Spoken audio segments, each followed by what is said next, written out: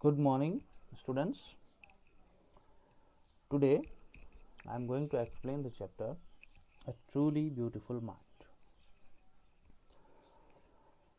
Before we read, it's about genius. When we speak out the word genius, most of the time, if you think about any person, that comes to our mind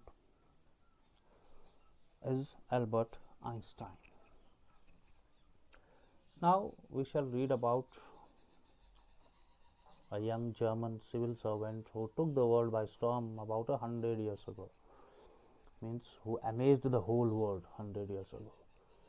In the summer of 1905, the 26-year-old published in quick succession, means one by one, 4 groundbreaking papers. He published 4 papers which amazed the whole world. They were about light, about the motion of particle, the electrodynamics of moving bodies, and energy. And his work took up only a few pages in the scientific journal, in the science magazine, but it changed forever our understanding of space, time, and the entire cosmos, and transformed the name Einstein into a synonym for genius. Now, before I start the actual story, just going to the bottom of the page, one very interesting incident is given here about his childhood. Otto Neugebauer, the historian of ancient mathematics, told a story about the boy Einstein that he characterizes as a legend, but that seems fairly authentic. So he tells when he was as Einstein was a late talker, he talked very late, started talking very late. So his parents were worried why he has not started talking. So finally, when he talked, what happened? At last, at the supper table, when they sat for dinner one night, he broke his silence to say, the soup is too hot. Before that, he never said any word. He had not even started speaking, and first time when he spoke on the dinner table, he said, the soup is too hot. Greatly relieved. Parents were relieved that now he has finally started talking, but they were surprised. His parents then asked why he had never said a word before, and Albert replied, because up to now everything was in order. Everything was going on nicely so far, that's why I never talked. That's very interesting. Now, Albert Einstein was born on 14 March 1879 in the German city of Ulm, without any indication that he was destined for greatness. When he was born, there was no indication, no sign that in his destiny greatness is there. On the contrary, his mother thought Albert was a freak. Albert was a person who is unusual, doesn't behave in a proper manner like others. He was a freak, mother thought. And to her, his head seemed much too large in comparison to other boys. At the age of 2.5, Einstein still wasn't talking. Now, usually, children start talking around 1 year, but still, as of 2.5, he was still not talking. When he finally did learn to speak, he uttered everything twice. When he started speaking, he was speaking every word two times. Einstein did not know what to do with other children, and his playmates called him Brother Boring, because he was not he just would not mix up with them, so they called him Brother Boring. So the youngster Albert played by himself much of the time. He especially loved mechanical toys. Looking at his newborn sister's name Maja, he said, He is said to have said, fine, but where are her wheels? As he loved mechanical toys when the newborn sister was there, he asked, where are her wheels? A headmaster once told his father that what Einstein chose as a profession wouldn't matter. Whatever he chose, want to become, take profession, it would not make any difference because he will never make a success at anything.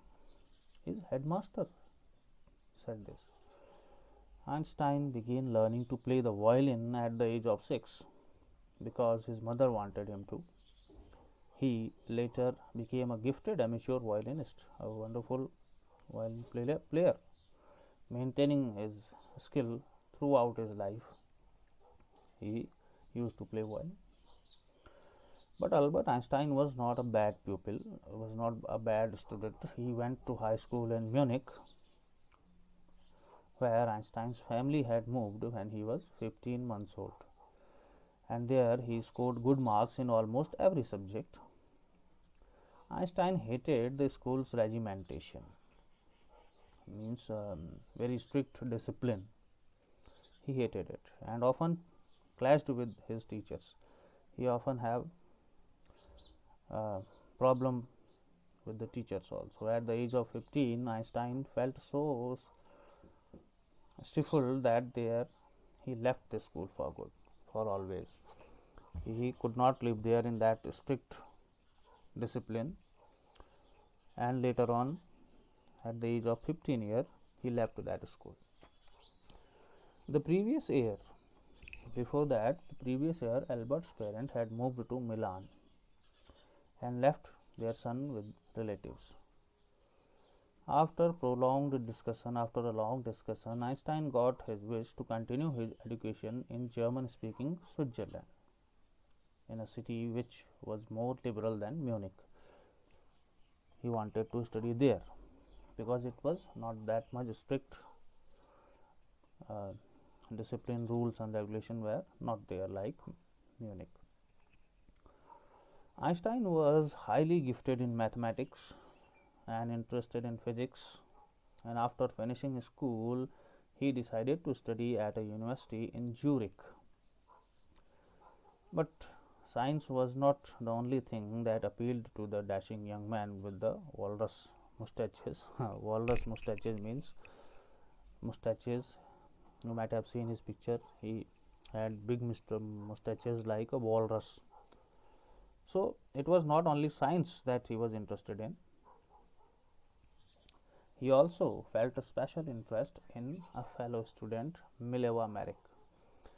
He also interested was in one of her friend, a fellow student, Mileva Merrick, whom he found to be a clever creature. He found that girl is also very clever. This young Serb means resident of Serbia. This girl Mileva was from Serbia. She had come to Switzerland because the university in Zurich was one of the few in Europe where women could get degrees. So women can also study and get degrees there. That's why she also came there. Einstein saw in her an ally against the Philistines, those people in his family and at the university with whom he was constantly at odds. Hence, when Einstein met her, he felt she was like-minded. She also, like her, she also against the Philistines. Philistines means the people who, here this word is used for the people who do not like music and art. They are against those. So those people were called Philistines here, and Einstein saw that this girl is also against those like he himself was. The couple fell in love, Einstein and Mileva. They fell in love with each other. Letters survive in which they put their affection into words. They wrote letters to each other, and in those letters there was love, affection, mixing science with tenderness. But both were science students interested in science, so in their letters science was also there. Einstein wrote, "How happy and proud I shall be when we both have brought our work on relativity to a victorious conclusion." Now he was writing a love letter, but he wrote about this also. He wrote about science, ki how happy I shall be when we both would be able to publish our work about relativity. In 1900, at the age of 21, Albert Einstein was a university graduate and unemployed, did not get any job till then. He worked as a teaching assistant, gave private lessons, tuitions, and finally secured a job in 1902 as a technical expert in the patent office in Bern. So he got a small job in the patent office as a technical Bern. Patent office where people patent their original ideas or inventions. So while he was supposed to be assessing others' invention as a technical expert in patent office, his job was to assess, to evaluate the invention of other people. But in the meantime, Einstein was actually developing his own ideas in secret. Secretly, he was also developing his own ideas. He is said to have jokingly called his desk drawer at the work the Bureau of Theoretical Physics. So people say that he used to call his desk, the work desk, by the name Bureau of Theoretical Physics. He gave this name to his desk drawer where he worked. One of the famous papers of 1905 was Einstein's special theory of relativity, according to which time and distance are not absolute. So he gave a theory on relativity in which he told that time and distance are not absolute. This story in science finally he gave in 1905. Indeed, two perfectly accurate clocks would not continue to show the same time if they come together again after a journey if one of them has been moving very fast relative to other. So he gave this example when two perfectly accurate clock, if they come together again after a journey and if one of them has been moving very fast relative to other one, so even those two accurate clock will not continue to show the same time. From this followed the world's most famous formula which describes the relationship between mass and energy. Now this formula which he gave after that is one of the most famous formula in the science world. E equal to mc square. This is the relationship between mass and energy. You will study about it in detail in your science classes. In this equation, E is for energy and m for mass and c for the speed of light. So E equal to mc square is the most famous formula given by Albert Einstein. Okay, at last I'll be covering the later part in the next video. Just see at the bottom of the page something more interesting is given. When you sit with a nice girl for 2 hours, it seems like 2 minutes. When you sit on a hot stove for 2 minutes, it seems like 2 hours. That's relativity, said Albert. In a very funny manner, he explained what is relativity. You can relate it like this, giving this example: when you are sitting with a nice girl for 2 hours, even though those 2 hours you feel like it's only 2 minutes. But when you sit on a hot stove for only 2 minutes, it seems like 2 hours. This is relativity. So in a very funny manner, he explained, giving this example, the theory of relativity. Okay, so that's it for now. I'll be covering the later part in the next video. Thank you. Bye bye.